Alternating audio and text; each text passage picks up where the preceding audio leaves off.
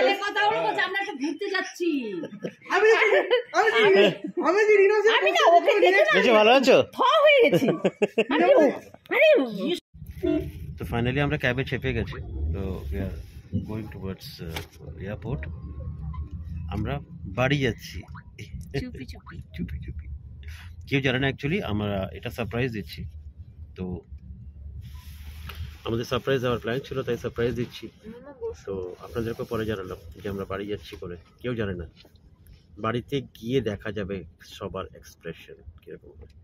তো ফাইনালি আমরা এখন ক্যাবে আছি, এয়ারপোর্টে যাবো। 1:50 আমাদের ফ্লাইট আছে, তারপরে আমরা বাড়ি। ব্যাপারটা হচ্ছে আজকে অনুষ্ঠানের ব্যাপারে তো আপনাদের সাথে কথাই বলা হলো না। খুব সুন্দর অনুষ্ঠান হয়েছিল, তার মানে দুর্দান্ত ছিল। আমি বলতে পারেন যে অনেকটা টাইমে পৌঁছেছি, তো তার সঙ্গীতা পুরো টাইমেই ছিল অনেকটা। আমরা একদম অন টাইমে পৌঁছেছিলাম, 4:15-র মধ্যে ওখানে আসার কথা ছিল, আর আমরা 4:12-র মধ্যে পৌঁছে গেছি।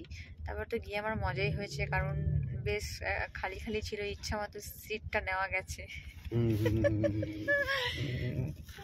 তো ওইটাই হচ্ছে ব্যাপার। তো লাস্ট বাবাই ওর ড্যান্স ফ্যান্স করেছে, তারপরে অ্যাওয়ার্ড দিয়েছিল, ঠিক আছে। ওই একটা খুব একটা মানে মেমোরেবল ছিল আমাদের জন্য, মানে খুব ইন্টারেস্টিং ছিল আমাদের জন্য, যে কিসের জন্য যেন পেয়েছিলাম অ্যাওয়ার্ডটা আমরা বাবাই।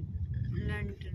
হ্যাঁ, তো লন্ডন পেছন দিয়ে একটু আলোর এটা পড়ছে, তার জন্য ফ্যাকাশে আসছে। তো প্লিজ কিছু মনে করবেন না, ঠিক আছে? বুঝতে পারছেন আপনারা, না ফ্যাকাশে নিচ্ছি না। তো লন্ডন কম্পিটিশন ছিল, তাতে আমরা আমার বাবাই শুট করেছে, তার জন্য 4টে কম্পিটিশন ছিল। হ্যাঁ 4টে ছিল, যা ওই একটা ছিল ফার্স্টে কি ছিল যেন, রঙ্গোলি ছিল না? রঙ্গোলি, দিয়া মেকিং, না poster making, sorry poster making ছিল, তারপরে রঙ্গোলি ছিল, তারপরে দিয়া মেকিং ছিল, তারপরে ছিল লন্ডন। তো লন্ডনে বাবাই পেয়েছে। তো সঙ্গীতা গিয়েছিল, আপনারা দেখলেনই ভিডিওটা। তো একটা দুর্দান্ত একটা এক্সপিরিয়েন্স ছিল, খুব ভালো লাগলো বেশ। তো আমাদের অ্যাকচুয়ালি বাবার পারফরমেন্সের পরে আমাদের চলে আসার কথা ছিল ওখান থেকে। তো থ্যাংক গড যে আমরা ওখান থেকে বেরোইনি। তো ওটা অ্যাওয়ার্ডটা আমরা রিসিভ করে বেশ দারুণ প্রাউড ফিল হচ্ছিল বাবা মা হিসেবে, ঠিক আছে। তো এটা অবভিয়াস প্রত্যেকটা বাবা মার জন্যই প্রাউড মোমেন্ট থাকে একটা, ঠিক আছে। স্টেজে তাদের বাচ্চার জন্য তরফ থেকে কোনো অ্যাওয়ার্ড রিসিভ করা বা কোনো কিছু অ্যাপ্রিসিয়েশন পাওয়াটা, এটা হচ্ছে সব থেকে বড়ো ব্যাপার যে কোনো প্যারেন্টসের জন্য, আমরাও তাদের মধ্যে একটা। যাই হোক, তো ফাইনালি আমরা বাড়ি যাচ্ছি, এখন যাবো আমরা এয়ারপোর্টে। বাকি তো দেখাবো আপনাদেরকে কী আছে কি নাই, ঠিক আছে। এই বাবাই আর সঙ্গীতার ফার্স্ট জার্নি হবে প্লেনে চাপার পরে বা প্লেন থেকে নামার পরে বোঝা হবে ওদের জার্নিটা কীরকম হয়েছে, ঠিক আছে। আশা করি ভালো হবে, কারণ আমি যখন ফার্স্ট প্লেনে চেপেছিলাম তো বেশ ভালোই লেগেছিল, খারাপ লাগেনি, ঠিক আছে। অনেকজনের ভয় লাগে, বাট ভয় লাগার কিছু থাকে না, মনে হয় না সেরকম কিছু হবে। বেশ এক্সাইটেড লাগে, উপর থেকে যে দৃশ্যগুলো দেখা যায় নিচে, দুর্দান্ত। তো ওটা আজকে ওরা দেখবে, ফিল করবে, এটাই হচ্ছে ব্যাপার। তো যাচ্ছি আমরা আজকে। হ্যাঁ, রেস্টটা হয়নি, রেস্টটা কারোরই হয়নি। আমি অ্যাকচুয়ালি অফিস করে তারপরে আমি ওখান থেকে সোজা বিমাননগর চলে গেছিলাম। বাবুর অ্যানুয়াল ফাংশন ছিল সেখানে। তো সঙ্গীতা বাবুকে নিয়ে অলরেডি ওখানে পৌঁছে গেছিলো। ঘুমটা কারোরই হয়নি, কেউ ঘুমাতে পারেনি। ওখান থেকে এসে তারপরে আবার বাকি গোছগাছ করলাম আমরা, এখানে খাওয়া দাওয়া করলাম। তারপরে সঙ্গীতা বাসনগুলো মেজে সেজে সব লকফক করলাম, তারপরে ব্যাগ নিয়ে বেরিয়ে আসলাম। তো কখন আর রেস্ট করবে তো সেটা হয়নি, মনে হয় না প্লেনেও হবে সেই রকম মানে রেস্টটা, যেহেতু ব্রেক জার্নি আছে। ফাইনালি ঘরে গিয়ে চা শোয়ার হবে, দেখা যাক। বাবাই প্লেন দেখে একদম অবাক, হাঁ করে তাকিয়েছে প্লেন।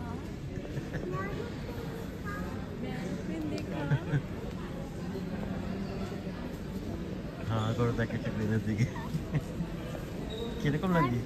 क्या है वो? एरोप्लेन। ये फॉर एरोप्लेन। कितना है, बड़ा है ना? তো ফাইনালি আমরা পৌঁছে গেছি এয়ারপোর্টে। 1:50 আমাদের ফ্লাইট আছে। তো 1:50 এখান থেকে আমরা বেরোবো, ব্যাঙ্গালোরকে বলতে যাবো। ব্যাঙ্গালোর থেকে আবার নেক্সট ফ্লাইট আছে আমাদের। কটার সময় আছে গো? জানি না কটার সময় আছে। মোটপাট 7:30টার মধ্যে আমরা দমদমে পৌঁছাচ্ছি। ওখান থেকে দেখি কিসে যাব, বাসে যাব না ট্রেনে যাব, এটা ওখানে যাওয়ার পর আমরা ডিসাইড করব। তো আজকের দিনটা তো এইভাবে কাটছে।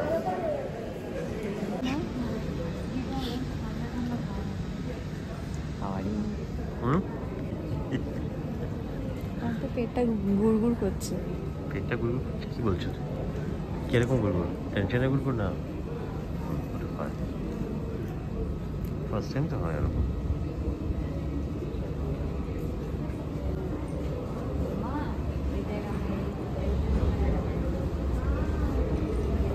टिकट नंबर क्या बोल रहे हो? हाँ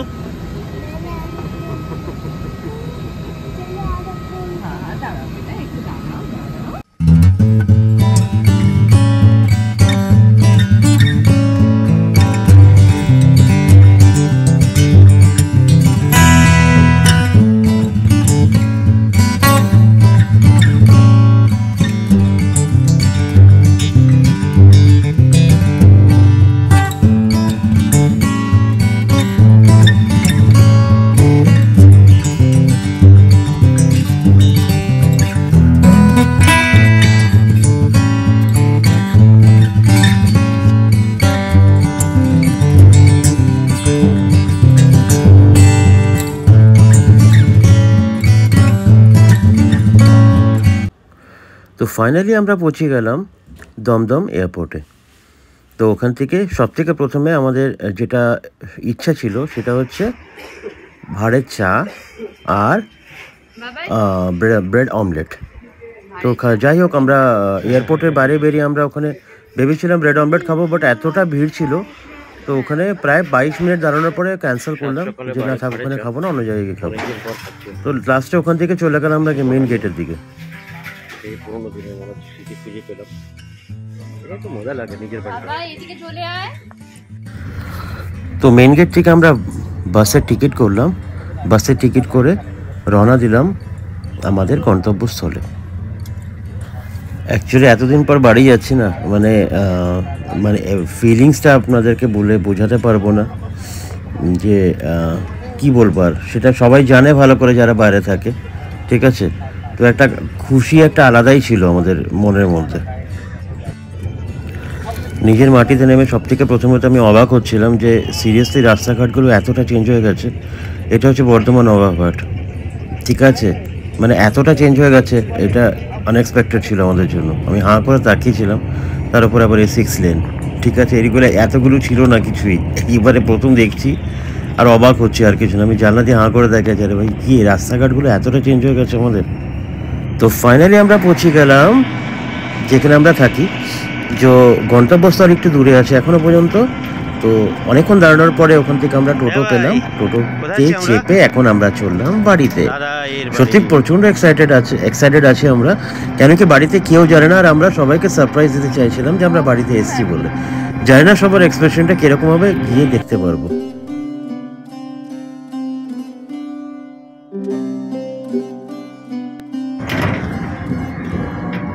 কতদিন আসলে তাতে মনে হচ্ছে অনেক চেঞ্জ হয়ে গেছে, অনেক চেঞ্জ হয়ে গেছে। তাই পুকুর যেখানে দুর্গা ঠাকুর ভাষা করা হয়, দেখো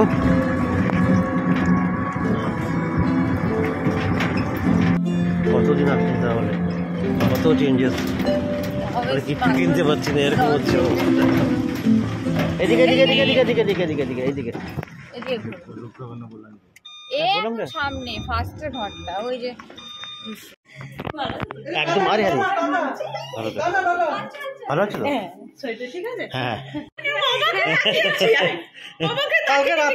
কালকে ও ফোন করেছিল, তখন আমরা বেরোবো। আমি ওকে বলেছি আমি পার্কিং এ আছি। হ্যাঁ হ্যাঁ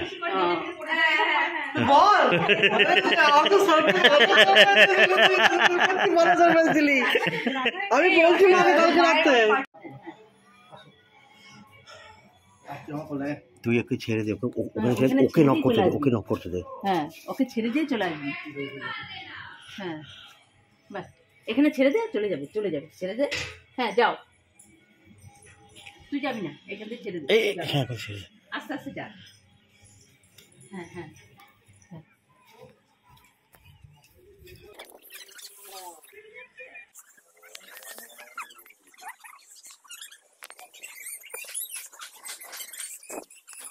তো হচ্ছে সবাইকে সারপ্রাইজ দিলাম আজকে দেখার জন্য কিরকম এক্সপ্রেশন সবার। পাঠিয়ে দিও বাবাইকে। নিরোজে বুঝতে পারিনি সঙ্গে শোনার মতো লাগছে।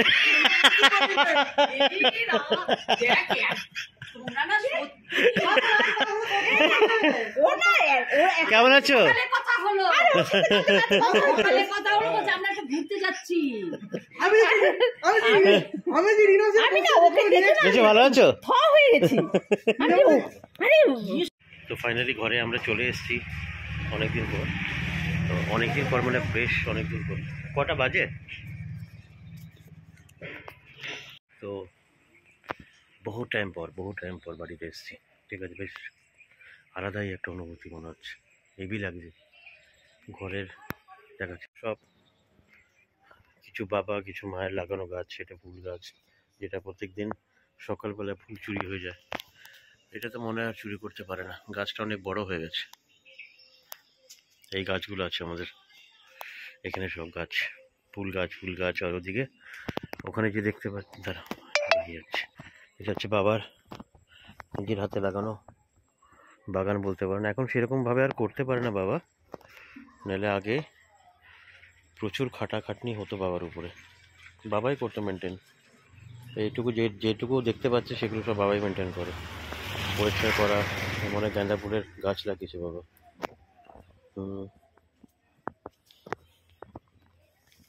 গাঁদা ফুলের গাছ লাগিয়েছে। এখানে সবজির চাষও করতো বাবা এক সময়, ফুল গাছ আরও লাগানো ছিল। আর এই ক্যাকটাস, বাও,